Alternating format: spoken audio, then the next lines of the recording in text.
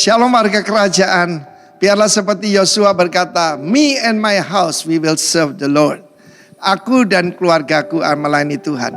Kalau saya mendengar perkataan addiction atau ketagihan atau addicted, ya, tentu saja kita berpikir, wah, ketagihan narkoba, ketagihan seks dan macam-macam. Tapi apa ada ketagihan baik? Ada, saudara. Kita melihat seorang bernama Stefanus dan keluarganya. 1 Korintus 16. Maka saudaraku, mereka adalah orang-orang pertama yang bertobat di daerah Akhaya. Saudara harus tahu bahwa orang yang cepat memberikan respons pada Tuhan, Tuhan berkenan, saudara, ya. Bukan cuma itu, mereka mengabdikan diri kepada pelayanan orang-orang kudus. Di dalam bahasa Inggris dikatakan addicting themselves, yaitu membuat ketagihan untuk melayani orang kudus. Saudara yang kasihan Tuhan, kalau ada orang dari luar kota lewat yaitu daerah Akhaya, maka keluarga Stefanus ini rumahnya selalu terbuka, saudara, ya. Bukan cuma itu, saudaraku. Kita lihat dalam firman Tuhan berkata, dia itu ketagihan. Ada orang-orang yang keberatan kalau kita minta tolong sesuatu. Tapi keluarga ini istimewa. Keluarga yang ketagihan untuk melayani. Keluarga yang ketagihan dalam ayat 17 dikatakan melengkapi apa yang kurang ada padamu. Ada orang tanya saya, Pak, saya tidak bisa nyanyi, saya tidak bisa khotbah. Pelayanan saya apa? Pelayanan pada orang-orang kudus. Di dalam church planting kita menemukan orang-orang semacam ini. Ketika saya sampai di Bali ini, itu keluarga Insinyur Wiranata itu menerima kita di rumahnya, menyediakan segala kebutuhan kita, dibangunkan yaitu kantor, sediakan mobilnya, dan ada masalah kalau saya pergi belanja, pembantunya ngikuti bayarin kita, saudara. Dan kebetulan nama baptisnya juga Stefanus, saudaraku. Saya ketemu orang-orang semacam itu di segala kota, kemanapun kita pergi, saudara. Dan firman Tuhan mengatakan orang-orang semacam itu berbuah. Di dalam ayat ke-17, bukan cuma Stefanus, ada yang ketularan. Fortunatus dan Achaicus jadi anggota teman-teman mereka. Mereka menyegarkan rohku. Bayangkan, Rasul Paulus, dan roh kamu. Hargailah orang-orang yang demikian. Jadi saudara bisa punya satu pelayanan, yaitu membuka rumah saudara untuk pekerjaan Tuhan. Ketika saya pergi ke Ambon, ada satu keluarga seperti itu. Keluarga daripada Bapak David Halim. Dia pada waktu tidak pernah membayangkan dia akan jadi gembala, saudara. Tetapi setiap kali ada hamba Tuhan lewat di Ambon, dia akan melayani mereka dan menyediakan makanan yang terbaik. Kebetulan dia tailor dan laundry, saudara. Semua pendeta yang datang ke sana, termasuk Pak Franky, termasuk Demos Zakaria, Samuel Doktorian, dibuatkan jas, saudaraku. Saya dibuatkan jas berapa banyak. Dan makanan yang terenak yang disediakan buat kami. Ternyata hospitality itu diperhitungkan oleh Tuhan. It's a gift. Dan bahkan itu bisa membuat orang ketagihan untuk memberi. Ketika ada orang tanya, pelayanan apa? Melihat yang kurang dan memenuhinya. That simple. You saw a need and you fill it. Temukan apa yang kurang dalam pelayanan Tuhan dan pekerjaan Tuhan. The ministry of the saints. Dan keluarga Stefanus ini pasti dapat mahkota dari Tuhan, ya. Dan ditulis dengan jelas, addicted to the ministry of the saints. Dan berarti ada ketagihan yang baik, saudaraku, ya. Puji nama Tuhan. Ketika saya baru melayani Tuhan, apa tugas saya? Sopir, saudaraku, ya. Dan seperti saudara tahu, mobil saya mobil rusak, ya. Mobilnya mogokan, jadi kalau mesti didorong, karena waktu itu saya bangkrut. Dan juga kalau saya belok kiri, pintu kanan terbuka, saudara. Jadi hamba Tuhan, saya masih ingat Frans Daromes dan Sandra Sanger. Sandra pegang kemudi dan kami berdua yang dorong. Setelah itu saya tetap melayani dengan apa yang saya punya. Saya traktir mereka makan dengan apa yang ada. But here I am. Saya ketularan seperti Stefanus. Dan rumahku tempatnya hamba-hamba Tuhan. Tuhan memberkati kita semua. Good addiction in Jesus' name. Amin. Shalom. Shalom. Puji Tuhan, wajah yang sukacita pagi hari ini. Mari kita bawa korban syukur pujian kita di hadapan Tuhan. Terima kasih Bapa di surga, kami percaya bahwa Tuhan sudah hadir di tempat ini. Kami mau memuji, memuliakan nama Tuhan. Hati kami bersukacita, jiwa kami merindukan Engkau. Sebab Engkau Allah yang hidup, Allah yang kudus, Allah yang layak untuk kami tinggikan. Kami serahkan ibadah kami pagi hari ini hanya di dalam nama Tuhan Yesus. Haleluya. Amin. Mari kita muliakan Dia, Raja di atas segala raja. Lihat kanan kiri saudara. Apa yang tak pernah dilihat oleh mata, yang tidak pernah timbul di dalam hati, Dia akan sediakan bagi keluarga di tempat ini. Amin.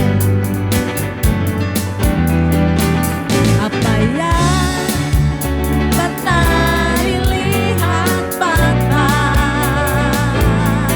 dan tak pernah didengar telinga, yang tak pernah timbul di dalam hati, semua disediakannya bagi yang mengasihi Dia. Allah sanggup melakukan segala perkara, dulu, sekarang, dan selamanya. Kuasanya tidak berubah. Allah sanggup melakukan segala perkara, dulu, sekarang, dan selamanya. Kuasanya tak berubah.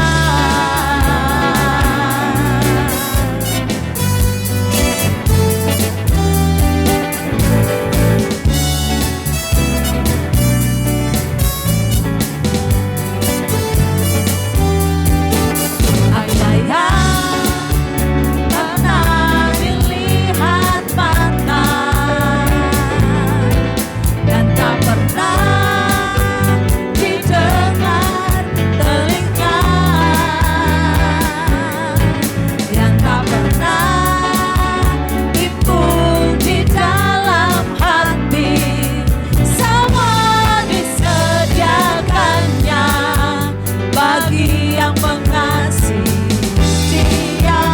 Semua katakan, Allah sanggup melakukan segala perkara, dulu, sekarang, dan selamanya. Kuasanya tidak berubah. Allah sanggup melakukan segala perkara, dulu, sekarang, dan selamanya. Kuasanya tak berubah. Saya mau dengar jemaat katakan, Allah sanggup melakukan segala perkara, dulu, sekarang, dan selamanya. Kuasanya tidak berubah. Allah sanggup melakukan segala perkara, dulu, sekarang, dan selamanya. Kuasanya tak berubah. Dulu, sekarang, dan selamanya. Dulu, sekarang, dan selamanya. Dulu, sekarang, dan selamanya. Kuasanya tak berubah.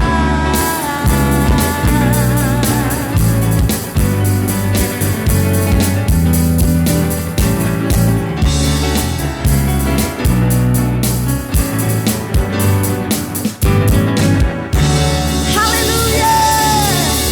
Sebab kuasanya membangkitkan untuk gereja Tuhan terus bangkit di akhir zaman. Amin.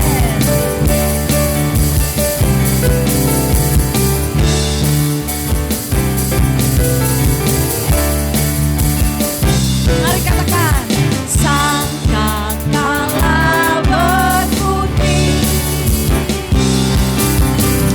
tanda panggilan kudus dari seluruh bumi.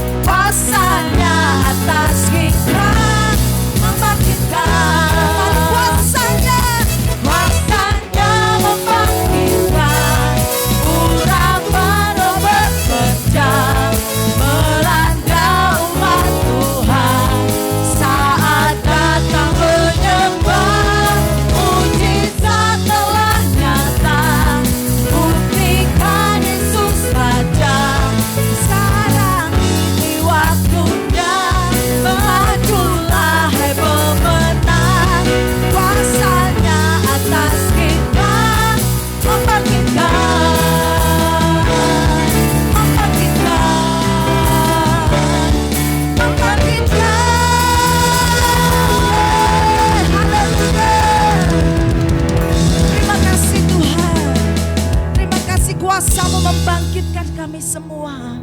Sebab Engkau Allah yang layak kami puji, Allah yang layak kami sembah.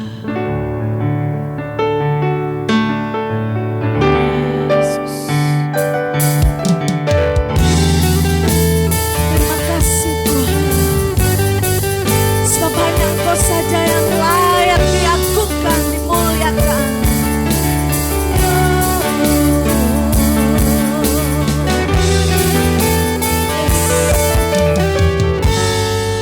Mari sama-sama katakan, alam semesta melukiskan kebesaran Tuhan. Bumi dan surga menyanyikan kemuliaan. Semua katakan Hosana.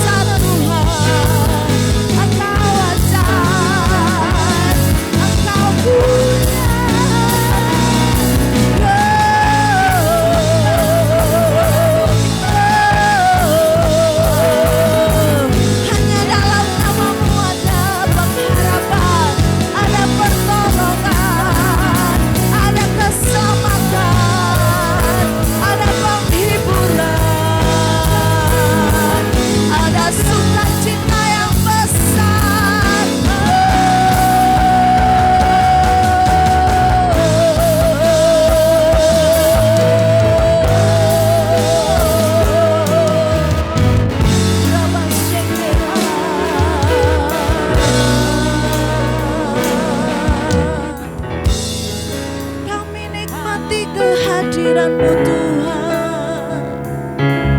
Kami dipuaskan dalam hadirat-Mu. Kami minum air-Mu yang memberi kesegaran. Hirabase.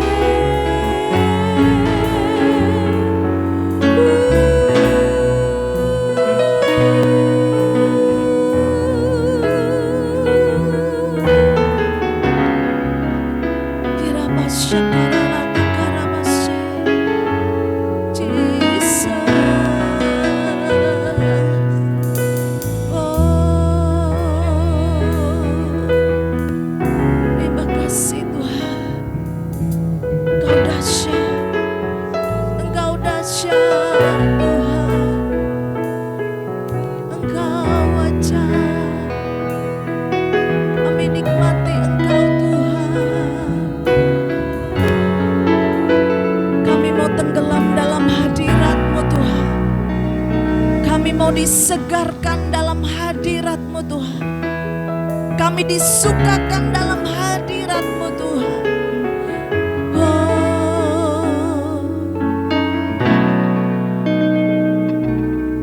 Oh, praise the name of the Lord our God.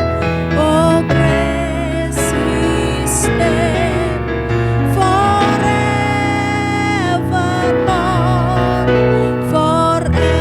endless days.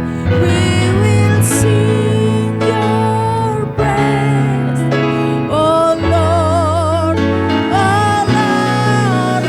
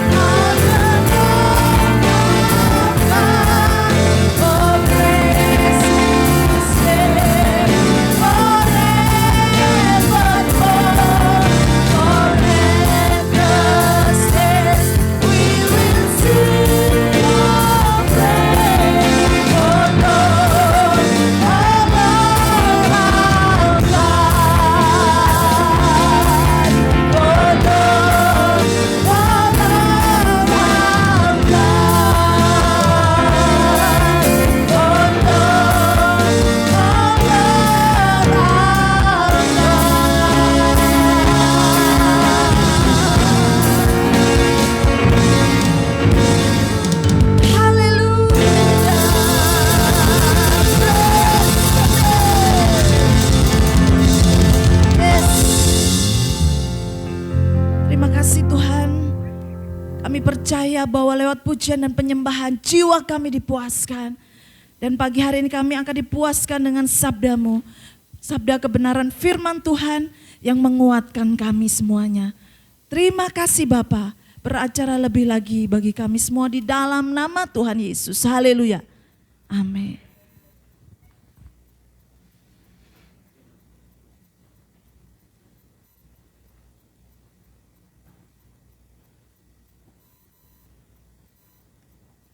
Puji Tuhan, Shalom. Saya senang kalau kita membahas keluarga pada bulan ini. Tolong bangkit berdiri, ada banyak yang lama tidak berjumpa, katakan 5-6 orang. Hei, hari ini apa kabar? Gitu. Keluar dari tempat duduk, keluarga itu seperti itu. Ya, oke, keluar dari tempat duduk. Ya, ini, sini, sini.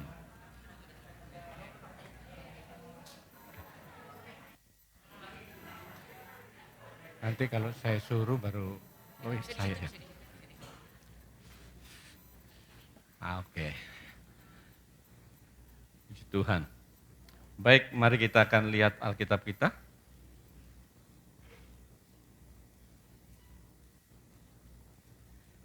Kita akan membaca di dalam Injil Matius pasal yang ke-18.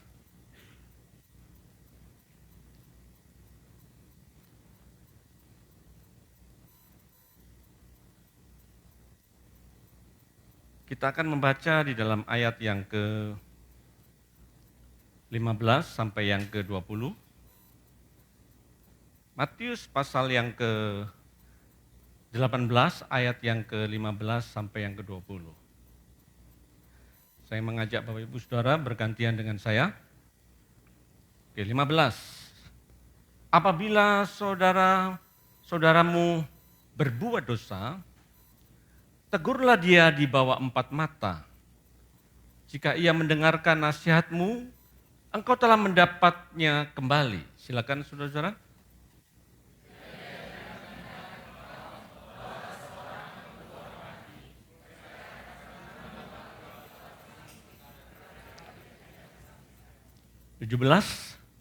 Jika ia tidak mau mendengarkan mereka, sampaikanlah soalnya kepada jemaat.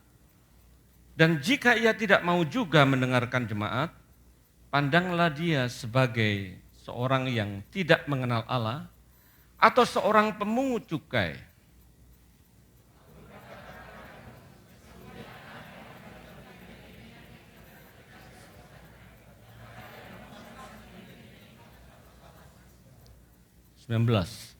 Dan lagi aku berkata kepadamu, jika 2 orang daripadamu di dunia ini sepakat meminta apapun juga, permintaan mereka itu akan dikabulkan oleh Bapakku yang sama-sama. Sebab di mana 2 atau 3 orang berkumpul dalam namaku, di situ aku ada di tengah-tengah mereka. Sebelum saya membahas poin yang penting, tadi kita membaca ada peraturan yang disampaikan di dalam Alkitab, kalau ada orang kedapatan berdosa, maka saudara yang lain dengan 4 mata menegur, saudaraku, saya melihat hal yang seperti ini. Ya, kalau dia mau berubah dan bertobat, maka persoalan selesai. Tetapi kalau orang tersebut menyangkal apa yang dia lakukan, maka panggillah 2 orang saksi untuk meneguhkan apa yang menjadi perbuatannya. Nah, kalau orang itu bertobat, maka ia akan kembali. Tetapi apabila ia tidak bertobat, Alkitab berkata begini, sampaikanlah itu kepada seluruh jemaat, bahwa orang ini nggak pernah berubah nggak mau berubah ketika ditegur, maka anggaplah dia sebagai pemungut cukai. Nah, orang berdosa pada zaman dahulu selalu digambarkan seperti pemungut cukai. Nah, kebenaran ini kalau disampaikan atau dilakukan pada zaman sekarang, itu bisa bagus-bagus saja, tapi biasanya sampai kepada poin yang kedua. Kalau pertama disampaikan dosanya, oke, dia nggak mau berubah, panggil 2 saksi. Tapi kita sangat jarang melihat bagaimana gereja menyampaikan di tengah kalau mungkin jumlahnya di bawah 100, nggak apa-apa. Tapi kalau sudah ratusan dan ribuan, orang itu akan seperti terpenjara hidupnya. Karena itu biasanya berhenti sampai poin yang kedua. Nah saudara-saudara, saya tidak menyampaikan untuk mengadili seseorang. Tapi hal ini juga bicara di dalam kehidupan berkeluarga. Ya, kalau ada di antara keluarga, ya, suami istri melihat anaknya melakukan hal yang tidak baik, maka anaknya itu dibawa untuk sendirian ngomong empat mata. Lalu ketika dia menyangkal, mungkin adiknya melihat, dipanggillah adiknya. Ya, baru ketika adiknya menyampaikan semua hal yang salah, lalu dia menyadari, Pak, aku memang salah. Ya, ada satu kali saya menegur anak saya ketika saya masih di sini, saudara. Ya, waktu anak saya tegur, kemudian dia menyingkir dari saya. Kenapa? Karena saya menegurnya di depan umum, saudara-saudara. Anak itu merasa terluka. Kenapa, Kak? Bapak ngomong sama aku di depan banyak orang. Langsung saya peluk, saudara. Ya, maafkan Papa karena situasi yang ada, tapi Papa tidak akan ulangi lagi. Selesai. Ya, saya tidak pernah membangun kepahitan dengan anak-anak dari mereka kecil. Karena itu apa yang terjadi sampai besar hubungan itu begitu indah. Ya, nah, saudara-saudara, saya hentikan pada apa yang saya sampaikan ini pada poin ini. Tapi saya mau menyampaikan sesuatu yang menjadi message, pesan yang ingin saya sampaikan pada hari ini. Mari kita lihat sebelum bahas ayat 18, 19, maka saya mulai dengan ayat yang ke-20. Ya. Ayat yang ke-20 berkata, sebab di mana 2 atau 3 orang berkumpul dalam namaku, di situ aku ada di tengah-tengah mereka. Nah, ayat ini seringkali dipakai oleh seorang yang akan masuk dalam persekutuan doa, mau berdoa bersama-sama Tuhan. Kami tahu 2 atau 3 orang berkumpul dalam namamu, maka engkau hadir. Ya, siapa yang sering berdoa seperti ini, tolong angkat tangan. Nah, pasti banyak yang berdoa seperti itu. Tapi apakah maksud dari ayat ini? Sebetulnya ayat ini bicara tentang yang namanya keluarga, saudara. Kok bisa Pak 2 atau 3 orang? Saya mau beritahu saudara-saudara. Keluarga, kalau 2 orang, itu suami istri, dia belum punya anak atau tidak punya anak. Lalu ya kalau 3, berarti suami itu masih memiliki 1 anak. Nah, jangan saudara berdoa, Tuhan kami ini lebih daripada 3. Maka engkau akan jauh lebih banyak hadir. Bukan saudara-saudara. Ya. Nah kalau 1 orang berarti Tuhan tidak hadir. Bukan. Tapi ini sebetulnya bicara dalam sebuah konteks keluarga. Nah pada satu kali saya disingkapkan Tuhan tentang ayat ini. Nah itu sebabnya saudara-saudara, kita sudah banyak belajar tentang kondisi dunia ini. Ya, apalagi 3-4 bulan terakhir ini pemimpin kita Pak Jokowi, Ibu Sri Mulyani, Menteri Keuangan, dan pemimpin-pemimpin dunia memprediksi bahwa tahun 2023 bukanlah tahun yang baik, tapi tahun yang sangat mengerikan. Ekonomi akan down, ekonomi akan mengalami kondisi yang sangat buruk. Saya mau beritahu saudara-saudara, justru tahun Israel membahas. Tahun Israel mulai September kemarin minggu keempat sampai September berikutnya. Justru anak-anak Tuhan mengalami sesuatu yang berbeda dengan apa yang menjadi prediksi atau ramalan dunia. Nah, anak-anak Tuhan akan banyak diberkati, tapi anak-anak Tuhan harus menyongsong orang-orang yang susah. Ini momen yang terbaik bahwa tahun depan itu adalah tahun di mana kita bergerak untuk apa? Untuk kita membantu banyak orang. Percayalah Tuhan akan jauh lebih banyak memberkati hidup kita. Katakan amin, saudara.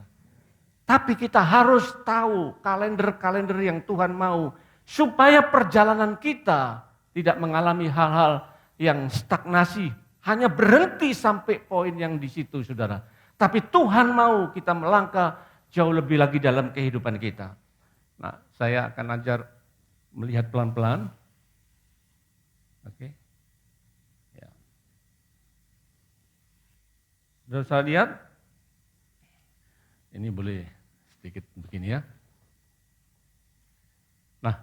Khotbah saya adalah kemuliaan Tuhan melalui keluarga. Mungkin Anda berkata, Pak, saya belum keluarga. Ya, tapi kan saudara-saudara punya Bapak Ibu. Ya, oke, pelan-pelan saya akan bawa untuk kita nangkep.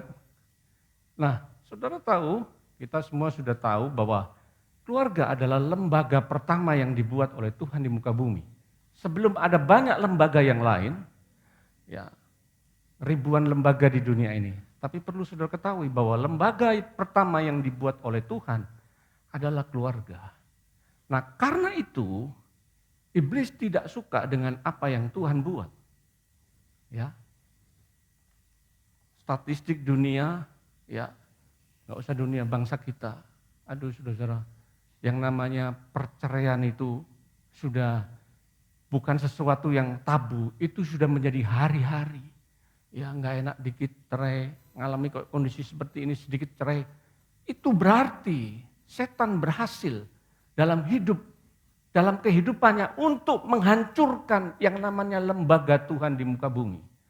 Nah, kalau gereja Tuhan, kalau saya bilang gereja Tuhan adalah person, pribadi saudara, ya, tidak mengalami sesuatu yang diperlengkapi dalam hidup kita, maka tidak menutup kemungkinan kalau yang lain berguguran saudara-saudara, maka kita pun juga akan mengalami hal yang serupa.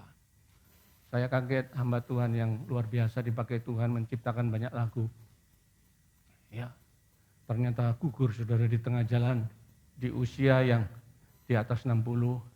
Kalau lihat perjalanannya dari awal sampai sebelum usia dia jatuh, itu sangat-sangat memberkati Indonesia. Tapi terakhir, ya, saya sampai takut, Tuhan, kenapa? Ya. Nah, kuncinya di sini. Karena itu saya ajak saudara hari ini, pelan-pelan kita akan koreksi bagaimana kondisi keluarga kita dan pribadi kita. Ya, oke. Nah, ada 3 tujuan keluarga. Biasanya kalau konseling pernikahan, ini pasti dibahas. Saya akan sampaikan dengan singkat-singkat aja. Tujuan keluarga, ada banyak orang berkeluarga tapi tidak tahu tujuannya. Tujuan keluarga, ya, yang pertama adalah merupakan perwujudan gambar Allah di bumi. Jadi di surga itu ada keluarga, Bapa, Putra, dan Roh Kudus. Bapa digambarkan sebagai Bapa, Putra digambarkan sebagai Yesus, Roh Kudus digambarkan, bukan Roh Kudus itu ibu atau wanita. Tapi fungsi Roh Kudus itu menolong, membantu, menghibur. Nah, itu tugas seorang ibu. Nah, keluarga Allah di surga itu tidak pernah, saudara pernah nggak di Alkitab tulis bahwa Bapa sama Roh Kudus lagi nggak ngomong gitu ya, lagi cekcok. Pernah ketemu saudara? Nggak pernah, karena di surga itu adalah gambaran persekutuan yang sempurna. Ketika Bapa bicara, maka Roh Kudus dan Yesus itu langsung menyetujuinya. Demikian dengan Yesus dan juga Roh Kudus. Nah, maksudnya apa tujuan Tuhan bagi keluarga? Merupakan perwujudan gambar Allah di muka bumi. Maksud Tuhan begini, Tuhan mau di surga ada keluarga yang sempurna. Dia ingin nyatakan di muka bumi ini sebagai fotokopinya keluarga yang di surga. Pertanyaannya, apakah keluarga kita seperti itu? Jauh dari sasaran, saudara. Ya. Kalau ditanya keluarga saya bagaimana? Jauh dari sasaran. Tapi bukan berarti kita terus menyerah. Kita diperbagi dari hari ke hari. Ada banyak kesalahan-kesalahan yang dibuat. Pasangan-pasangan suami istri. Ada banyak yang dibuat kesalahan-kesalahan dari anak-anak kepada orang tuanya dan sebagainya. Tapi kalau kita tahu tujuan ini, ya, ketika saya konseling pernikahan jemaat di sini waktu lalu dan juga di tempat lain, buatlah 3 tujuan keluarga. Catat di lemarimu, begitu kamu buka lemari, maka akan tertulis 3 tujuan keluarga. Ya. Kalau belum menjadi fotokopinya Tuhan, yang ada ribut terus, maka setan sebetulnya dia sudah berhasil dengan yang namanya menghancurkan lembaga Tuhan di muka bumi. Oke, yang kedua adalah multiplikasi gambar Allah. Itu adalah anak-anak yang dilahirkan adalah anak-anak ilahi. Jangan pernah berkata yang jelek sedikit pun untuk keluarga kita. Untuk anak kita, mungkin wajahnya nggak bagus, ada cacat-cacat tertentu, saudara jangan pernah berpikir ini sial ini. Ya. Apa yang ada yang menjadi keturunan saudara itu diberkati oleh Tuhan, keturunan ilahi. Dan terus tiap hari berkati mereka. Doakan waktu kecil, besar, belajar kemanapun, doa saudara, Tuhan anakku jagai lindungi. Apalagi yang anak-anaknya sudah tidak bersama dengan saudara. Pak Tony anaknya sudah di Eropa, di Australia. Anak saya sudah hampir jarang bisa ketemu, ya setahun baru ketemu 1 kali saudara. Bagaimana kita bisa menjaga melindungi mereka? Enggak bisa. Tapi dengan doa yang luar biasa. Maka kita bisa melihat pertolongan Tuhan. Ketika anak-anak mengalami kondisi yang tidak baik, Roh Kudus itu sudah memberikan satu sinyal. Ada yang enggak enak ini. Nah begitu hati saudara enggak enak, datang satu tempat, buka toko. Kenapa ya tidak enak ya? Itu jangan saudara diam. Masuklah dalam doa, Tuhan kenapa? Ada apa di tokoku? Ada apa dengan pegawaiku? Ada apa dengan anakku? Nah, maka dia akan bicara saudara buat situasi yang seperti itu. Yakinlah Roh Kudus adalah roh yang menolong setiap kita, katakan amin. Ya, oke dengan cepat. Nah, yang terakhir baru setelah multiplikasi gambar Allah yang mana dikuasai oleh prinsip firman, maka dimanapun kita berada bisa mempengaruhi dan berkuasa dengan nilai-nilai kerajaan Allah untuk anak-anak kita dimanapun mereka. Yang percaya berkata amin. Oke, baik. Mari sekarang saya masuk kepada inti-inti yang ingin saya bagikan. Stop dulu. Saudara lihat gambar itu yang awalnya tidak ada sekat. Saya sengaja mencari bagaimana suami, istri, anak-anak yang sebetulnya sudah mulai terpisah. Kelihatannya masih jejer, saudara-saudara. Ya terpaut mungkin 1-2 meter. Tapi ada sebuah sekat. Apa ya itu? Celah ya. Nah, sehingga ya kelihatannya bersatu, tapi sebetulnya sudah ada yang tidak beres. Nah, iblis mempengaruhi keluarga, melemahkan keluarga-keluarga, ya pertikaian setiap saat. Waduh, saya kalau mendengar ini saudara-saudara, kalau nggak cepat dibereskan, di dalam 1 hari, ya saya bilang sama istri saya, kita kalau ada clash, jangan lebih dari 5 menit. Kalau ada yang masih, kalau berkelahi, nggak enak, berhari-hari saudara. Nyimpan, berhari-hari, berjam-jam. Ya. Begitu ada sesuatu yang tidak beres di hati, cepat selesaikan. Siapa yang salah, minta ampun. Mengeceknya itu gampang saudara. Kalau istri atau suami sudah suaranya ngegas-ngegas, wah, ya, memang ada suku-suku tertentu nggak marah aja sudah ngegas saudara. Halo, ya. Bagaimana Bang Lahobot? Betul ya. Tapi saya sedang tidak menyalahkan Bang Lahobot saudara. Ya, ngomong aja sudah ngegas saudara. Ya. Makanya ada satu komik bilang begini, kalau orang Jawa, orang yang lain kalau gombalin pacarnya itu enak sekali, ya. Tapi kalau orang Batak gombalin orang lain, ya. Bapakmu supir kenek ya? Sudah langsung nadanya tinggi. Oke, lupakan ini saudara. Tapi mari kita lihat, kalau ada sesuatu di mana pasangan kita ngomong itu nggak ada masalah, tapi kalau sudah mulai ngegas, itu artinya saudara, ada sesuatu yang tidak beres di dalam hidupnya. Di dalam hatinya hari itu. Saya bilang begini, saya kok ngomongnya ngegas-ngegas gitu. Iya Pak, capek. Ya. Kalau saya ngegas juga diingatkan. Kenapa? Itu awal dari sebuah kondisi yang bisa memisahkan kita.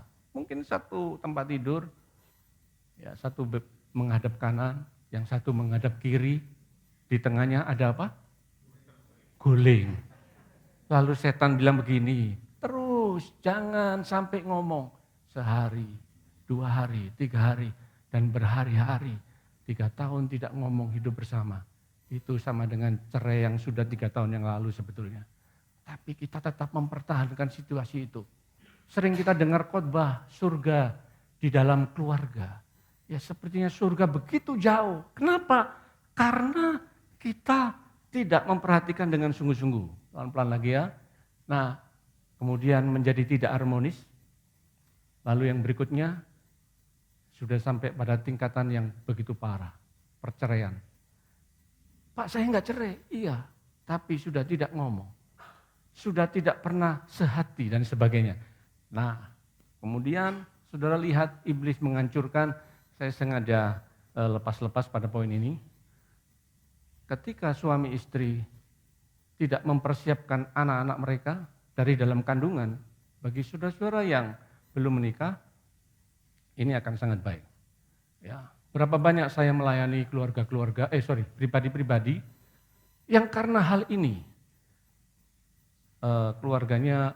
kakaknya 3 laki-laki semua. Orang tuanya mengharapkan kehadiran seorang anak wanita. Tapi apa yang terjadi? Ya, pada akhirnya lahirlah laki juga. Padahal bapaknya sudah siapkan popok-popok wanita. Semua sudah perlengkapan untuk bayi wanita. Ya, termasuk namanya. Ya, termasuk segala hal yang berhubungan dengan bayi wanita. Apa yang terjadi begitu lahir bayinya laki-laki. Dan saya ketemu ini di kota Banjarmasin, Kalimantan. Dia konseling sama saya, Pak, saya ini seorang vikaris, pendeta, persiapan menuju pendeta penuh, saudara. Orang bilang khotbah saya bagus, suara saya bagus, main musik saya bagus. Ya, pokoknya mereka bilang jempolan. Terus apa persoalanmu? Saya bilang gitu. Satu saja persoalan saya, Pak. Saya tidak bisa membangun hubungan dengan lawan jenis. Astaga. Ya, artinya dia apa? Dia homo, saudara. Dan yang paling membuat hati saya hancur, saya sudah pakai 7 anak muda di kaum muda saya. Waduh, saudara. Kalau kita bilang begini, orang banci itu tidak masuk surga. Ya, saya enggak bahas itu panjang dan lebar. Permasalahannya di mana? Karena di awal pernikahannya tidak tahu tujuan-tujuan Tuhan. Nah, kalau kita mengerti kebenaran ini, mempersiapkan ya, sebuah keluarga yang merupakan lembaga Allah yang pertama di muka bumi, itu ada sesuatu yang sangat dahsyat dalam kehidupan keluarga kita. Nah, itu sebabnya Bapak Ibu, ya, karena kondisi-kondisi ini, ya, dan anak itu sebetulnya berusaha digugurkan. Orang yang berusaha digugurkan akan ada 3 akibat. Pertama, anak itu akan memberontak, nakalnya luar biasa. Kedua, anak itu akan cacat mental. Ya, kemudian ketiga, ada roh maut yang terus menguasai hidupnya. Ya, saya pernah cerita, kenapa saya pakai tongkat, saudara? Karena papi saya seorang polisi, punya komandan. Komandannya itu sudah tidak bisa lagi berfungsi sebagai laki-laki, dan istrinya itu senang sama papi saya. Kemana-mana karena bawahan harus mengantarkan komandan. Akhirnya curhat dan cerita semua kondisi, terjadilah yang namanya hubungan terlarang. Waktu itu mami saya hamil saya 2 bulan. Dan mami saya berusaha untuk menggugurkan. Ya, tapi tidak terjadi, saya lahir umur 1 tahun. Kena polio. Dan sebelumnya saya punya penyakit-penyakit yang parah, yang rasa-rasanya mau mati. Ternyata mami saya itu enggak menggugurkan dengan langsung datang, cuman berpikir karena kondisi yang ada, berpikir untuk menggugurkan kandungan yang ada. Tapi saya tetap lahir. Ya, saya lahir, kemudian saya umur 1 tahun, saya kena penyakit polio waktu zaman tahun 60-an, tidak ada imunisasi polio. Jadi saya disuntik terus sebelah kiri katanya kakak saya nomor 2. Kenapa yang terjadi? Kemudian saya tidak bisa berjalan, saya ngesot, ya. Baru kemudian SD saya pakai tongkat, ya, dan menjadi pribadi yang minder, pribadi yang nggak bisa bergaul dengan yang lainnya. Rasa-rasanya hidup ini tidak adil, apalagi guru olahraga saya memberikan nilai olahraga. PD kan dulu ada pendidikan jasmani, pakai huruf ejaan lama, bukan J ya, pakai DJ. Itu diberikan 5, saudara. Pulang dari terima rapot, saya mau bunuh diri.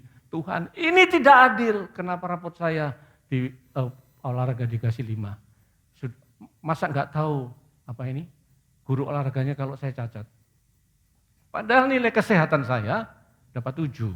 Berarti kalau olahraga saya nggak olahraga lah Dikasih 5, rapot saya kan tetap 6, saudara. Betul tidak? Enggak merah, tapi rapot saya diberi 5. Di situ saya berusaha bunuh diri. Memang dunia ini tidak adil. Di depan kamar saya ada baikun. Ya, tapi waktu saya mau melakukan, seperti ada ketakutan yang besar. Dan saya tahu itu datang dari Tuhan. Lalu saya diselamatkan, saudara. Ya, SMP saya berjumpa Tuhan. Tengah saya bikin Indomie, tiba-tiba ada Roh Kudus datang, menjamah saya menangis, saya basah roh waktu itu. Nah, karena tidak ada yang bimbing, ya kembali lagi kepada kehidupan yang lama. Baru SMA kelas 1 saya mendapat panggilan Tuhan. Ya, dan apa yang terjadi, saudara, sampai detik ini, ya saya cerita buat saudara yang mungkin ada hal-hal yang membuat kita terpuruk, yang membuat kita rasa dunia tidak adil. Tapi Tuhan sanggup merubah apa yang buruk dalam kondisi keluarga saya, dalam kehidupan saya secara pribadi, diubah oleh Tuhan secara total. Dan saya bersyukur karena Tuhan. Ya, detik ini saya pergi ke 4 benua, saudara. Hampir di 40 negara di seluruh dunia. Ya, saya mau bilang buat saudara-saudara, kita nggak boleh menyalahkan kondisi. Ya, apa saja yang menjadi kelemahan-kelemahan dalam hidup kita, yakin ada satu kebenaran yang saudara harus lihat. Bagaimana Tuhan sedang berurusan dengan kita semua. Katakan amin, saudara. Oke, saya pelan-pelan masuk.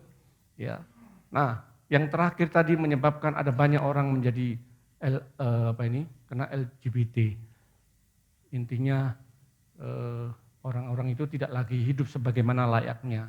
Laki-laki menjadi homo, perempuan jadi lesbian. Ya, bahkan transgender, sudah laki-laki dirubah kelaminnya jadi perempuan, demikian sebaliknya. Lalu ada macam-macam. Ya, tujuan setan adalah, dengar ini, merusak, meniadakan lembaga yang Tuhan sudah berikan yang namanya keluarga. Kalau di Amerika, pendeta-pendeta yang tidak mengikuti hukum, ya, artinya mereka harus memberkati laki-laki dan laki-laki, perempuan dan perempuan. Kalau saya, saudara, suruh kayak begitu, saya nggak apa-apa di penjara. Kenapa? Karena kalau saya menyetujui itu, saya sedang meniadakan lembaga Allah di muka bumi. Nah, itu sebabnya kita melihat keadaan yang ada, nggak usah jauh-jauh, mulailah dari keluarga kita. Bangun baik-baik, saudara. Oke, lanjut ya.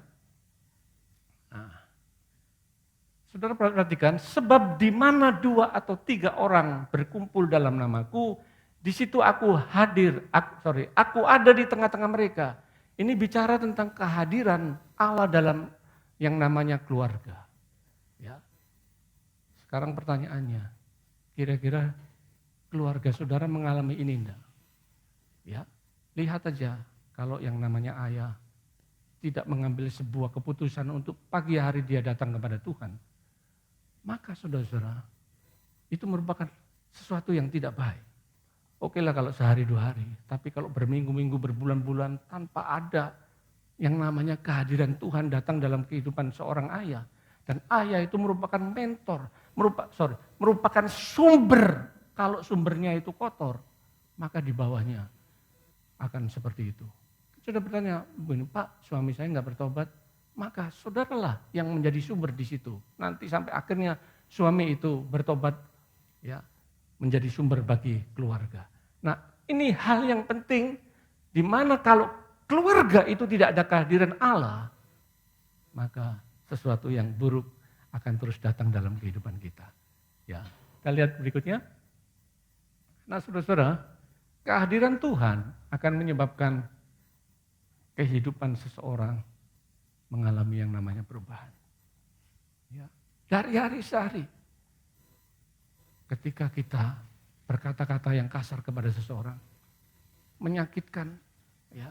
Sekali lagi, kata-kata seseorang keceplosan, macam-macam, itu biasanya dari latar belakang keluarga. Enggak apa-apa, saudara-saudara, tapi kita belajar untuk berkata-kata yang bisa memberkati orang lain. Ya. Nah, ini bukan hal yang mudah, tapi itu budaya kerajaan Allah dibangun. Pak, keluarga saya kasar semua. Saya juga keluarga saya kasar. Siapa ada keluarga yang tidak kasar? Halo? Mungkin lembut ngomongnya, enggak besar suaranya. Tapi kalau ngomongnya lekit menyakitkan, itu sama saja, saudara-saudara. Halo? Tapi kalau orang itu mengalami kehadiran Tuhan dalam kehidupannya, Tuhan, saya kok begini ya Tuhan ya, ubah hidup saya Tuhan. Ya saya tidak mau kata-kata saya itu tidak memberkati orang lain. Ya, Alkitab banyak menulis seperti itu. Biarlah perkataanmu menjadi sebuah anugerah bagi orang lain. Baik, kita lihat yang berikutnya. Nah, awal kehidupan keluarga yang berhasil. Mungkin sudah berkata, Pak, saya nggak perlu hadirat Tuhan, duit saya sudah banyak. Keberhasilan seseorang tidak ditentukan oleh yang namanya kekayaan atau duit. Tapi bukan berarti duit tidak penting. Ya, berapa banyak kita sudah belajar. Orang itu mengumpulkan uang dari tahun ke tahun. Ketika dia umur 60, jebret. Sakitnya dia itu menghabiskan semua yang dia kumpulkan. Dan itu tidak berguna. Ya, kalau saudara diberkati oleh Tuhan, itu dengan sebuah tujuan. Apa tujuannya? Berkatilah orang lain. Begitu saudara memberkati orang lain, kita membahagiakan mereka. Saudara pikir menghapuskan air mata di Alkitab itu dituliskan begini, maka Tuhan akan menghapuskan air mata. Dulu saya berpikir, ya memang kesedihan dihapus oleh Tuhan. Tapi cara Tuhan menghapuskan air mata itu lewat saudara. Kalau keluarga itu anaknya nggak bisa sekolah, mereka berdoa penuh dengan tangisan air mata. Kita datang, ya apa persoalannya Bu? Kami tidak bisa lagi membayar uang sekolah. Lalu sudah mengambil keputusan, saya mau sekolahkan. Ya, selama saya hidup, sebelum saya menikah, saya sudah lakukan itu di banyak anak muda, saudara. Ya, semua uang yang Tuhan berikan kepada saya banyak untuk sekolah-sekolah mereka. Nah, ketika mereka sudah sukses, mereka ingat, saya datang ke kota itu, mereka tanpa basa-basi langsung berkati. Kenapa? Perjalanan mereka dimulai dari bagaimana Tuhan menghapuskan air mata lewat saya. Ya, dan saya percaya hari ini lewat saudara, Tuhan akan menghapuskan air mata orang-orang yang ada di sekitar kita. Ada banyak juga anak-anak Tuhan di sini sudah lakukan itu. Lakukan lagi saudara. Ya, ada banyak hamba Tuhan yang susah hidupnya di pedalaman dan macam-macam. Ya, kemarin kami berkumpul makan. Saya cerita saudara, saya diundang di Alor. Ya, untuk mendatangkan saya itu seluruh gereja di kota Kalabahi. Urunan selama 3 bulan hanya untuk mendatangkan saya. Urunannya enggak seminggu 2 minggu, 3 bulan. Ya. Kemudian setelah selesai, lalu ada satu pendeta perempuan. Dia tanya saya, Pak, Bapak waktu kecil tinggal di mana? Di Surabaya. Ibadah di mana? Oh, di gereja GBI ini. Oh, kenapa Bu? Kamu ingat saya enggak? Saya ingat-ingat. Iya, saya ingat Bu. Siapa saya? Ibu guru sekolah minggu saya. Ya. Terus dia bangga, saya bangga punya anak sekolah minggu dipakai Tuhan. Terus dia bilang begini terakhir, bisa enggak melayani di tempat saya? Tapi ya beginilah kami tidak mampu untuk mendatangkan dengan transport yang ada. Saya bilang, Ibu enggak usah mikir itu, saya akan datang. Ya, akhirnya saya datang saudara. Saya mau cerita aja sedikit, supaya bagaimana ada banyak orang susah sekalipun dia adalah hamba Tuhan. Selesai seminar dengan pendeta-pendetanya di pedalaman, saya diberi ucapan terima kasih. Diberi amplop persembahan tebal segini, saudara. Wih, ya. Tapi saya sedikit curiga dalam hati, bentuknya beda gitu, saudara. Begitu saya buka, saya sengaja terima supaya istri saya tahu bahwa saya melayani bukan mencari yang lain. Begitu saya buka tebelnya itu, cuma 350.000 rupiah, saudara. Itu banyak 100-an yang merah-merah itu. Sekarang kan nggak ada. Wih, sampai kumel-kumel itu bentuknya saudara. Dan uang logam agak berat. Ya. Tapi saya bilang sama Tuhan, saya nggak mencari apa-apa. Saya ingin memberkati mereka. Nah hari ini saya bangkitkan gairah saudara. Untuk ada banyak hal yang Tuhan mau lakukan buat yang namanya keluarga. Ya, mulailah dari yang pertama. Di mana 2-3 orang hadir. Ya, mengusahakan yang namanya kehadiran Tuhan. Nah, ini ada satu kisah yang namanya Obed Edom. Daud melakukan celebration untuk mendatangkan tabut Allah dari kota Kiryat Yearim ke istananya. Dan itu jaraknya 12 kilo. Daud mengerahkan 30.000 orang-orangnya, saudara. Di tengah jalan ternyata kereta yang membawa tabut Allah itu tergelincir. Entahkah jalannya cembung atau cekung. Tahu kereta tabut Allah itu jatuh. Nah Usa itu punya kakak namanya Eliezer. Eliezer ditabiskan untuk menjaga tabut Allah, tapi Usa tidak. Nah saudara-saudara, 20 tahun tabut Allah di rumah Abinadab orang tuanya, gak terjadi revival saudara. Saya sendiri tidak tahu kenapa. Nah Eliezer itu menjaga tabut Allah tersebut. Nah Usa sering-sering main, bahkan dia sering duduk di atas tabut itu, kakinya ongkang-ongkang begini saudara. Ya, oke, waktu perayaan, ternyata tabutnya mau jatuh. Usa ini berusaha menolong supaya nggak jatuh. Maksudnya baik. Tapi hari itu adalah sebuah hari yang saya bilang sakral. Di mana Tuhan hadir di situ. Nggak boleh sembarang orang melakukan tugas-tugas yang bukan menjadi tugasnya. Nah kebetulan arti kata Usa itu adalah kekuatan manusiawi. Nah kekuatan manusiawi kita tidak bisa menolong hadirat Tuhan. Tetapi harus kekuatan Tuhan yang bekerja dalam hidup kita. Hari itu Usa disambar oleh Tuhan dan mati saudara. Daud menjadi takut. Kenapa bisa seperti ini? Daud merenung selama 3 bulan. Dan tabut Allah itu ditaruh Tuhan di rumah orang yang bernama Obed-Edom. Lalu selama 3 bulan itu Obed-Edom diberkati Tuhan luar biasa. Dan ternyata saya pelajari keturunan Obed-Edom, ya saya nggak ada waktu cukup untuk menjelaskan ini, membutuhkan khotbah tersendiri. Bagaimana 62 anak cucu daripada Obed-Edom ini punya posisi penting dan cakap dipercaya oleh raja. Ya, ada orang bilang, Pak, yang penting itu duit banyak. Ya memang duit penting, tapi yang jauh lebih penting dari duit adalah hadirat Tuhan. Katakan amin. Ya, hadirat Tuhan itu bisa mendatangkan uang. Lupa kok bisa. Ya, waktu kita merasakan hadirat Tuhan yang begitu kuat, Tuhan bicara, nak bisnismu kamu mesti lakukan ini. Dikasih hikmat, dikasih inspirasi dan tanpa embel-embel yang menyusahkan dalam hidup kita. Alkitab berkata begini, berkat Tuhanlah yang menjadikan kita kaya. Susah payah tidak akan menambahinya. Jadi kalau itu di luar berkat Tuhan, kita dapat banyak, tapi susah payah, sakit, penyakit, stres berat.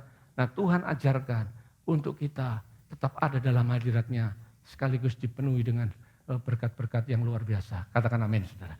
Nah oke, ini poin yang pertama. Poin yang kedua, ini kita baca sama-sama. 1, 2, 3. Dan lagi aku berkata kepadamu, jika 2 orang daripadamu di dunia ini sepakat meminta apapun juga, permintaan mereka akan dikabulkan oleh Bapakku yang di surga. Sebentar. Ya. Nah, poin yang kedua. Pertama kehadiran Tuhan. Kalau kehadiran Tuhan itu ada dalam keluarga kita, yakinlah kesepakatan itu ada. Ini garis bawahi saudara. Saya akan bongkar untuk kata sepakat ini. Ya. Nah, sepakat. Saudara-saudara, iblis tidak suka keluarga-keluarga menjadi gereja yang sehati atau sepakat. Tidak heran pertengkaran di mana-mana, cekcok terjadi dalam keluarga-keluarga. Ya, saya nggak usah jelaskan ini lagi. Lihat, boleh di silent aja HP. Ya, nah. Sepakat menghasilkan perkara-perkara besar. Pertama, gereja mula-mula. Begitu mereka sehati, dimulai dari murid Rasul-Rasul Yesus dan yang lain. Ada 120 orang berdoa di loteng Yerusalem. Dan dari situlah awal sebuah pergerakan. Kita nggak bisa berdoa tanpa kesehatian. Ya, saudara-saudara, Tuhan taruh sekian tahun lalu waktu saya di sini. Saya punya hati untuk Pulau Sumbawa ini. Harus dijangkau semua. Nah, ketika sudah berjalan, ya Bima berjalan, Dompo, kemudian Alas. Saya ingat di 97 saya ke Newmont. Kemudian saya lupa tahunnya di Pelampang. Kemudian dilanjutkan Pak John di Empang. Kita berhenti sampai di sini. Pertanyaannya, kenapa berhenti? Ya, kok tidak melanjutkan pergerakan yang Tuhan mau? Ya. Nah, gereja mula-mula sepakat. Nah, Paulus waktu berdoa diutus oleh Roh Kudus, khususkan. Tapi orang-orang itu berdoa, melangkah. Kemudian Tuhan bangkitkan sekolah. Sekolah, gereja, dan misi ini adalah satu. Kita tidak bisa jalan sendiri-sendiri. Tanpa sebuah kesepakatan, nanti akan menjadi sebuah monumen. Bukan movement. Ya, pernah ada di sini. Makanya dimulai dari gembala, Tuhan taruh di hati saya kok, Tuhan saya kok. Ini maaf saudara-saudara, saya 2-3 hari di Sumbawa ini kok spiritnya beda. Saya bilang, Pak Gembala, kok saya ngalamin begini? Kok juga sampaikan yang sama, tapi dari konteks yang berbeda. Nah saudara-saudara, lihat situasi ini, kalau kita hanya bertahan dengan kondisi ini, kita tidak akan bisa melangkah lebih jauh. Nah itu sebabnya saya ingin membangkitkan spirit saudara bahwa Tuhan itu punya rencana besar untuk pulau ini. Ada begitu banyak kekayaan yang ada di kabupaten kita ini. Ya, saya masih ingat dulu belum ada KSB, itu dari 24 kota kecamatan, itu kira-kira 20 kota kecamatan mengandung tambang semua. Nah itu sebetulnya diberikan untuk penduduk di tempat ini. Nah tinggal kita bagaimana mengelolanya, tinggal bagaimana saudara-saudara untuk bisa mengerti ini. Nah makanya dibutuhkan yang namanya kesehatian. Saudara-saudara lihat ketika keluarga yang rukun terjadi, Alkitab bilang begini, saudara-saudara, Mazmur 133 berkata, kok nggak hafal saya? Ya, sungguh alangkah, terima kasih. Sungguh alangkah baik dan indahnya apabila saudara-saudara apa? Rukun. Rukun. Ya. Saya punya anak 2. Pernah satu kali ngalami masalah.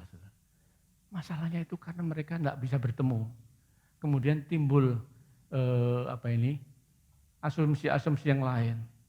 Nah intinya sebetulnya yang kakaknya pingin ketemu adiknya, tapi dia harus dengan bosnya dalam satu pekerjaan.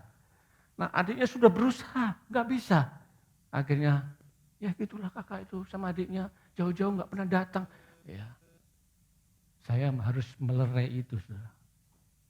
Terus akhirnya itu membutuhkan waktu. Ya, berapa minggu begitu, saudara. Intinya sebetulnya mereka itu rindu, tapi karena 1-2 hal menyebabkan mereka tidak bisa bertemu. Nah, cerita, lapor, sama-sama lapor. Ma, Eben begini, ma, Sharon begini. Ya sudah nggak usah dilihat itu. Ya, akhirnya kembali rukun. Dan itu bukan hal mudah, saudara-saudara. Ya, harus dari inisiatif orang tua untuk bisa membuat mereka rukun. Ya, Yonatan dan pembawa bujangnya mengalami kemenangan besar. Satu kali orang Filistin berusaha menyerang orang Israel. Lalu Yonatan ini bersama dengan bujangnya berkata begini, aku akan menyerang orang Filistin. Tiba-tiba bujangnya berkata, aku sepakat. Dan apa yang terjadi? Tadi kita sudah baca, apabila ada 2 orang sepakat di muka bumi ini, mintalah apa saja. Ya. Dan apa yang terjadi?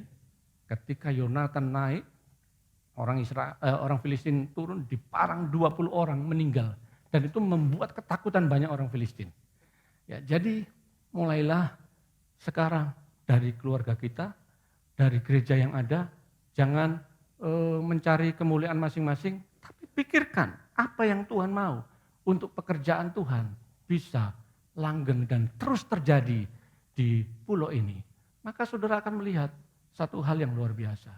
Ya, ada gereja baru datang boleh. Dulu Betani masuk, gereja yang lain ribut.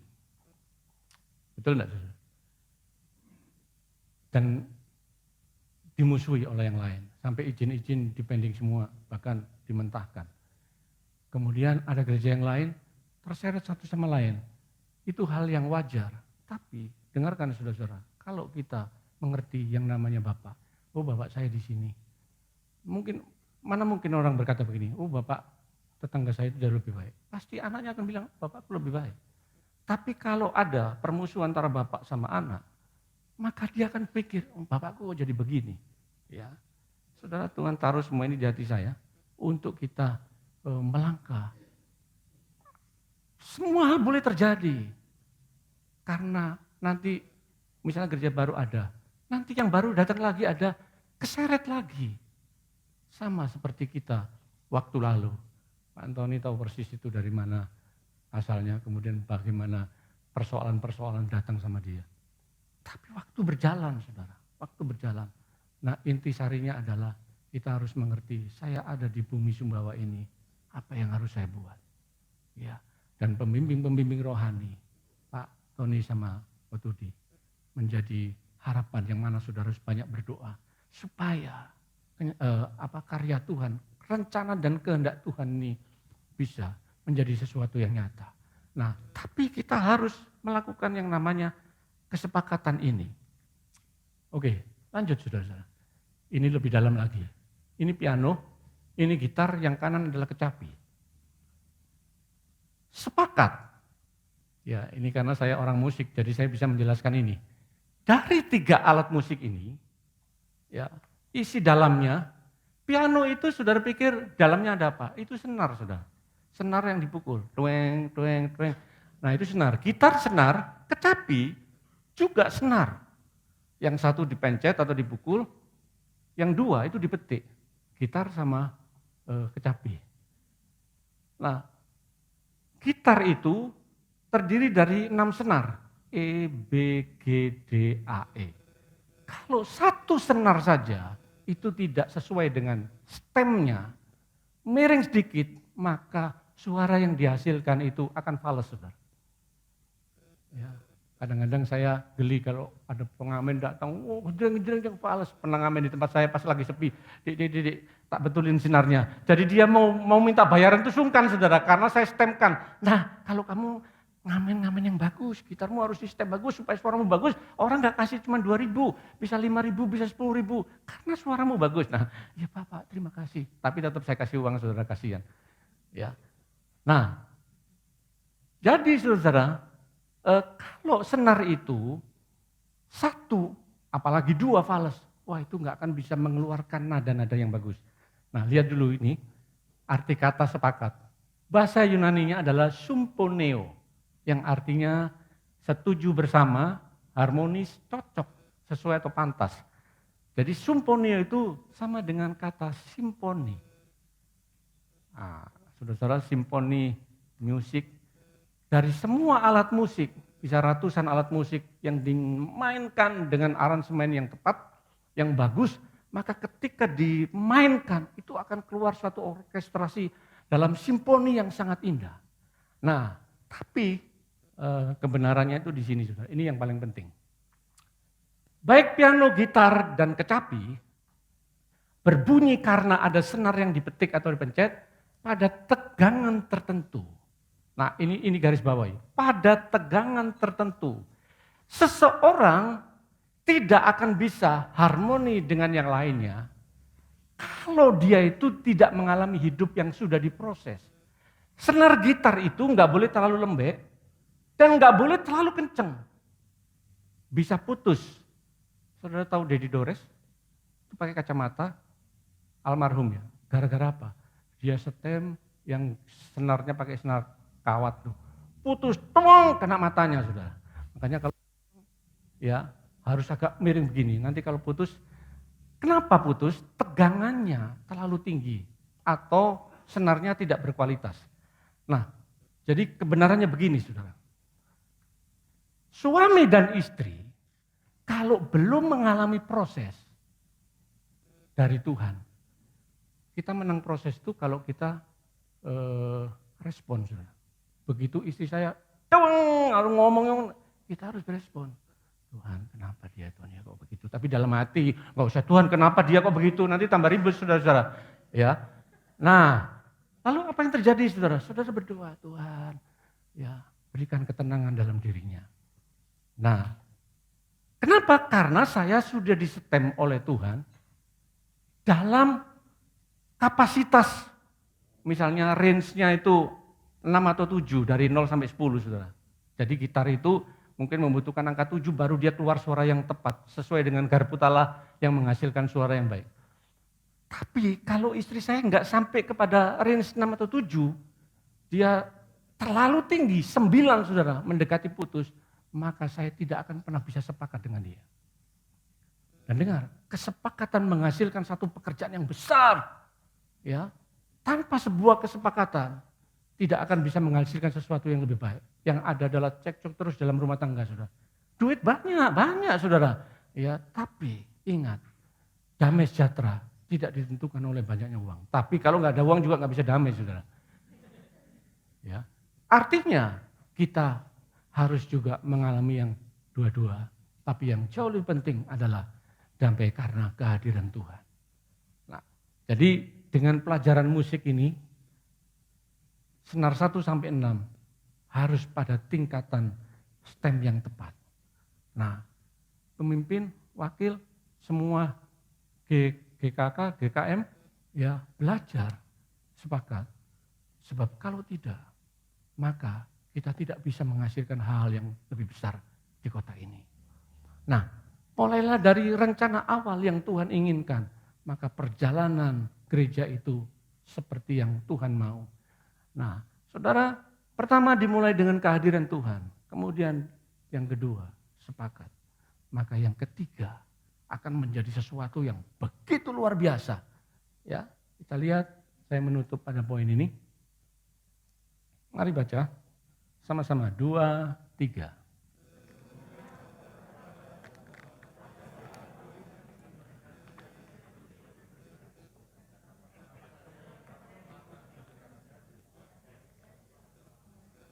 Oke, ada satu hal yang penting, Tuhan memberikan yang namanya kuasa.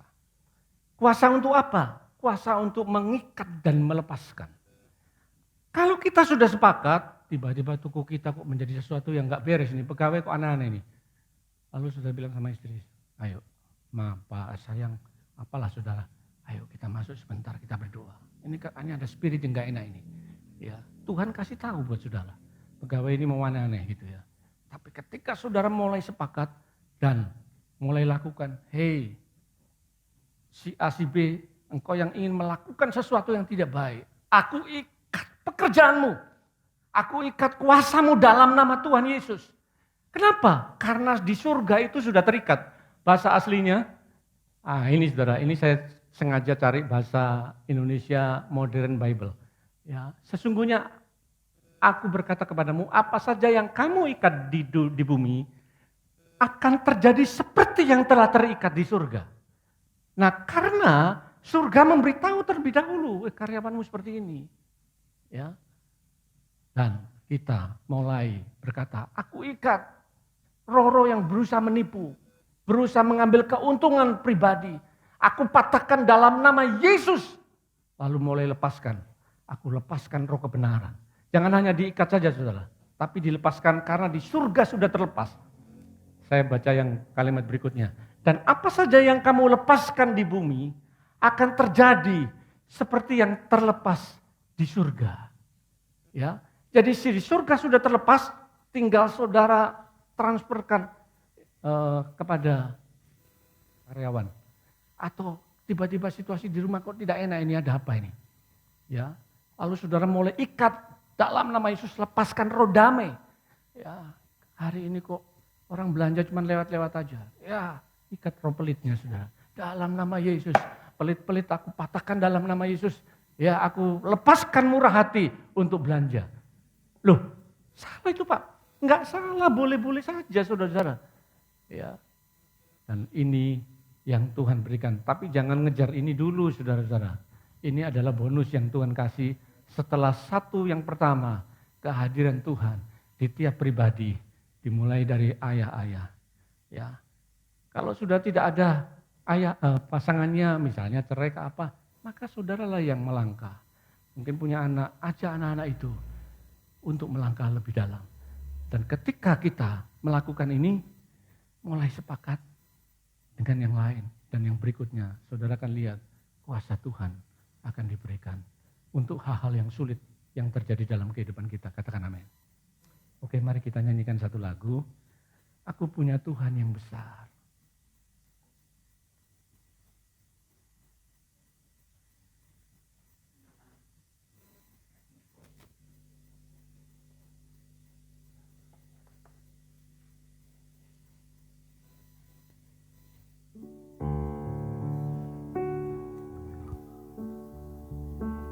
Aku punya Tuhan yang besar,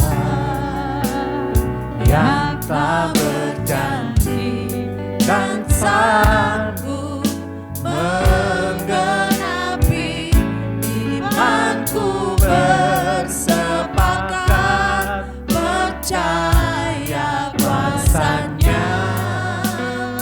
Ku terima sekarang kemenangan. Mari bangkit berdiri, darimu lagi. Aku punya Tuhan yang besar, yang tak berjanji dan sanggup menggenapi imanku, bersepakat percaya kuasanya. Ku terima sekarang kemenangan darimu. Aku punya,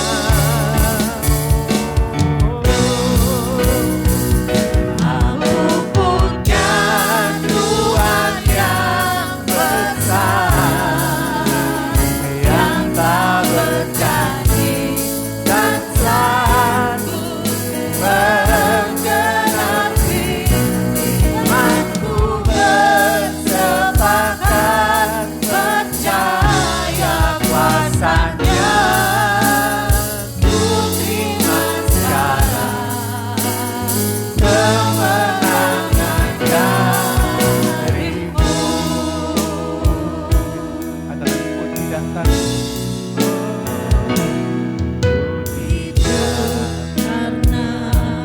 percaya Kau yang berjanji setia, pengharapanku selalu ada di dalam-Mu. Ku tidak akan menyerah, meski dalam kesesakan. Seluruh hidupku dalam genggaman-Mu. Oh, aku punya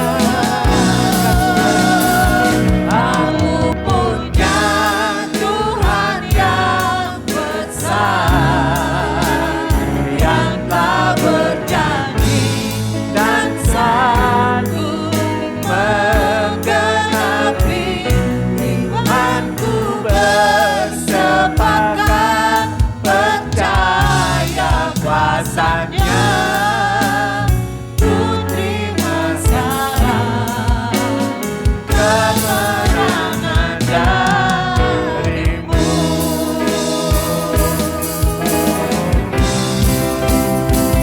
Aku punya Tuhan yang besar, yang tak berjanji dan sanggup menggenapi imanku, bersepakat percaya kuasanya.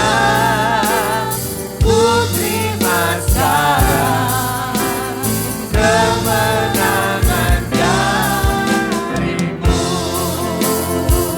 Kalau ada suami istri bisa gandengan, mungkin duduknya berpecah, datangin.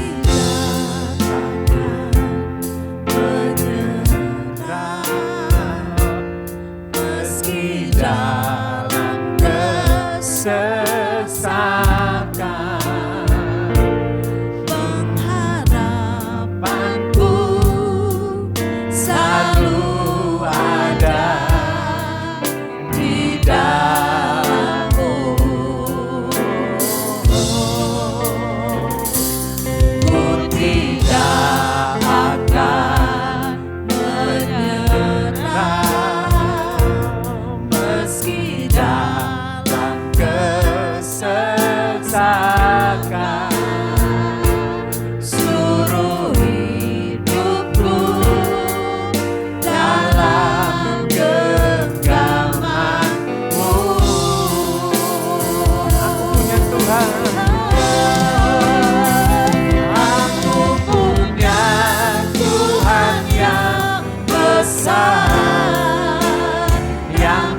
berjanji dan sanggup menggenapi imanku bersepakat percaya kuasanya ku terima sekarang kemenangan ya bangkitkan roh aku punya Tuhan yang besar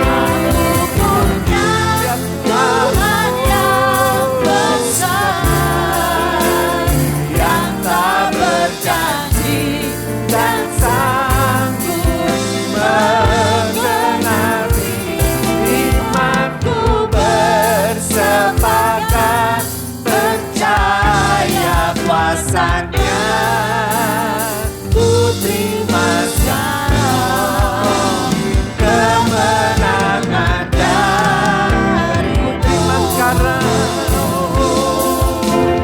ku terima sekarang ku terima sekarang ku terima sekali lagi ku terima sekarang kemenangan darimu.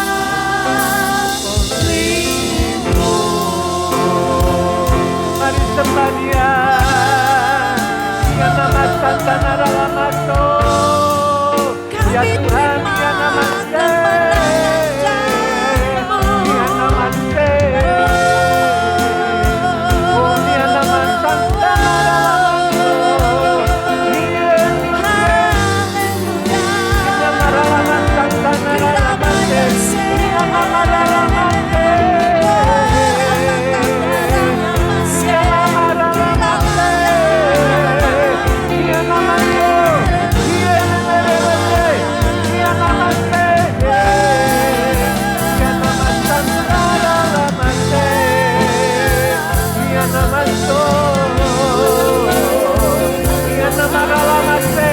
ya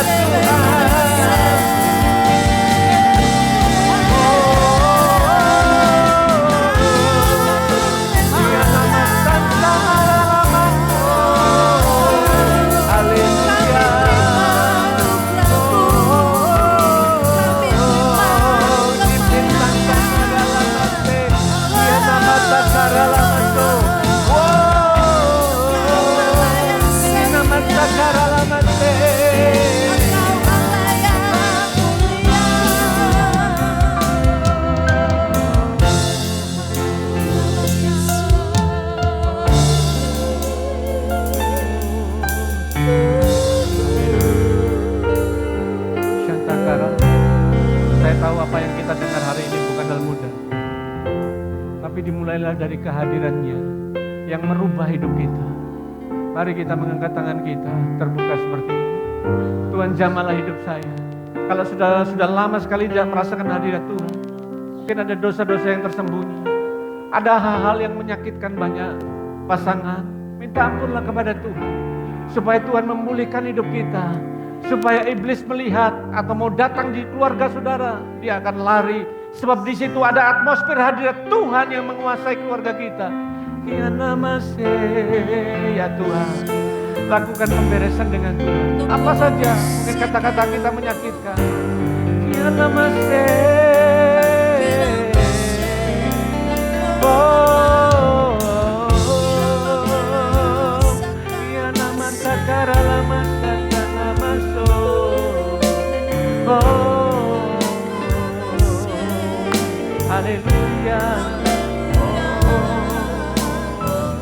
Segala pujian syukur bagimu, ya kau hadir dalam hidupku. Kini ku datang sujud di hadapanmu, memujimu, menyembahmu, Yesus ku menyembahmu. Sekali lagi, ya Tuhan. Segala pujian syukur bagimu,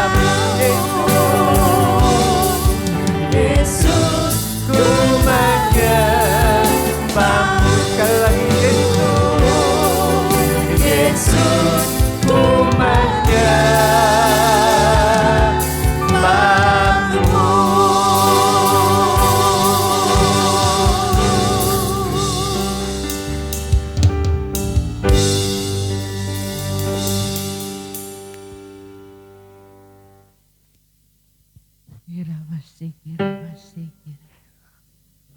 Terima kasih Tuhan. Kami merasakan hadirat-Mu. Kami bersyukur Tuhan. Sampai hari ini Tuhan. Kami mau terus Tuhan. Mencari wajah-Mu. Dengan datang ikut persekutuan, ikut dalam ibadah Tuhan. Karena kami haus dan lapar akan Engkau. Biarlah Tuhan curahkan semua ke dalam hati jemaat-Mu Tuhan. Hati yang haus dan lapar akan Engkau. Sehingga semuanya mengalami secara pribadi dengan Engkau Tuhan. Mengalami kehadiran-Mu Tuhan. Mengalami kesepakatan di dalam doa. Dan benar-benar mengalami apa yang kami ikat di bumi akan terikat di surga. Dan apa yang kami lepaskan di bumi akan terlepas di surga. Terima kasih Tuhan. Kebenaran firman-Mu yang Kau sampaikan melalui hamba-Mu. Kau pakai Pak Yohanes lebih lagi Tuhan. Pewahyuan-pewahyuan lebih lagi Kau bukakan padanya. Terima kasih Tuhan. Kami bersyukur sampai hari ini Tuhan. Kami melihat ada pendoa-pendoa syafaat yang berangkat pergi ke Bali. Hanya untuk mengendalikan suasana, atmosfer di daerah Bali. Tuhan kami percaya tidak akan terjadi hal-hal yang buruk. Tetapi dalam keadaan G820 ini justru terjadi pembalikan keadaan. Indonesia diberkati. Indonesia menjadi sumber kekuatan, sumber ide-ide untuk negara-negara lain. Terima kasih Tuhan dengan Bapak Presiden kami. Dengan hikmat yang Kau berikan kepadanya. Dengan kekuatan, kesehatan yang Kau berikan kepadanya. Kami bersyukur Tuhan. Kami punya Bapak Presiden yang berani berkata-kata benar. Terima kasih Tuhan. Kami bersyukur Tuhan. Dengan keadaan Sumbawa Tuhan. Sampai hari ini tidak terjadi apapun yang dikatakan resesi. Sumbawa tetap diberkati. Oh kami memberkati Sumbawa. Akan ada tambang-tambang yang baru. Akan ada ladang-ladang yang subur. Yang menghasilkan buah. Bahkan jagung dan semuanya Tuhan. Kami percaya kuasa-Mu bekerja. Melimpah atas Sumbawa karena ada orang-orang benar yang tinggal di sini. Terima kasih Tuhan, kami juga memberkati Indonesia Tuhan. Biarlah Indonesia penuh dengan kemuliaan-Mu. Kami mengasihi Indonesia Tuhan, di mana kami dilahirkan, kami dibesarkan. Tuhan kami percaya Indonesia akan menjadi biji mata-Mu. Lawatan-Mu akan terjadi atas Indonesia. Kami percaya akan ada pemulihan, lawatan di seluruh Indonesia, di pantai-pantai, di jalan-jalan, di mal-mal, di kota-kota, di pasar-pasar Tuhan. Itu terjadi sesuai dengan apa yang menjadi nubuatan dan kami terima itu dan kami menjadi bagiannya Tuhan. Terima kasih Tuhan, kami bersyukur. Sampai hari ini Tuhan, kami juga mau memberikan persembahan misi. Kami tahu banyak jiwa-jiwa yang memerlukan Engkau Tuhan. Banyak jiwa-jiwa yang menangis, berteriak, menjerit, mencari yang benar Tuhan. Biarlah kami Kau pakai baik sebagai kaki, sebagai pendoa, sebagai orang yang memberikan dana Tuhan. Kami mengasihi jiwa-jiwa yang ada. Dan biarlah kami memberi dengan sukacita di hati. Kami memberi waktu dengan sukacita di hati. Terima kasih Tuhan, kami juga mau menopang Tuhan. Orang-orang yang berkekurangan Tuhan. Kami mau beri, karena kami mengasihi Engkau dan kami mau Tuhan menjadi saluran berkat-Mu Tuhan. Terima kasih Tuhan, kami bersyukur dengan ibadah hari ini. Dan terakhir kami akan memberikan persembahan umum. Kami mengasihi Engkau, oleh karena itu kami memberi dengan sukacita di hati. Di dalam nama Yesus kami berdoa. Amin.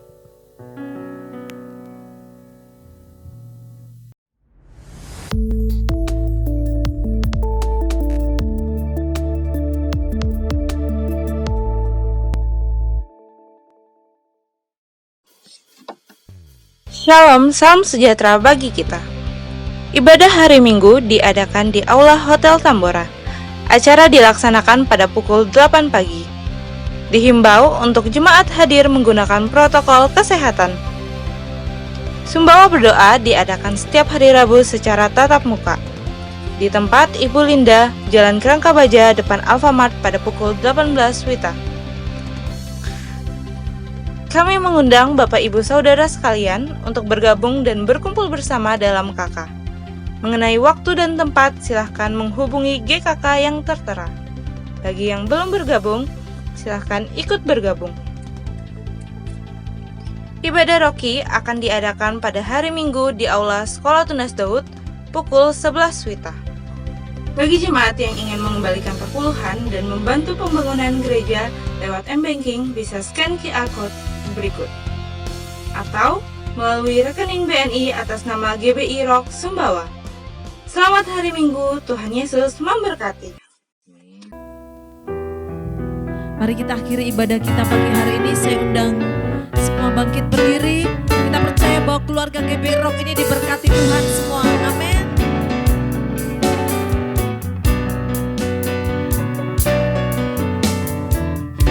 Oh, betapa indahnya dan betapa eloknya bila saudara seiman hidup dalam kesatuan. Oh, betapa indahnya. Oh, betapa indahnya dan betapa eloknya bila saudara seiman hidup dalam kesatuan. Baurapan di kepala Harun, yang kejangutnya jubahnya turun seperti embun yang dari Hermon mengalir ke bukit Sion. Kesananlah diperintahkan Tuhan agar berkat-berkat dicurahkan kehidupan untuk selamanya. Oh, betapa sekali lagi, oh betapa indahnya, oh betapa indah, angkat jempolnya, dan betapa eloknya bila saudara seiman hidup dalam kesatuan. Oh betapa indahnya dan betapa eloknya bila saudara seiman hidup dalam kesatuan. Baurapan di kepala Harun, yang kejanggutnya jubahnya turun seperti embun yang dari Hermon mengalir ke bukit Sion. Kesananlah diperintahkan Tuhan agar berkat-berkat dicurahkan kehidupan untuk selamanya. Oh betapa indahnya, oh betapa indahnya, oh betapa indahnya.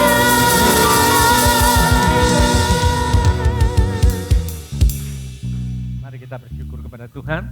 Kami bersyukur Tuhan karena Engkau yang bekerja dalam kehidupan kami. Ini waktunya Tuhan kami kembali ke rumah kami masing-masing.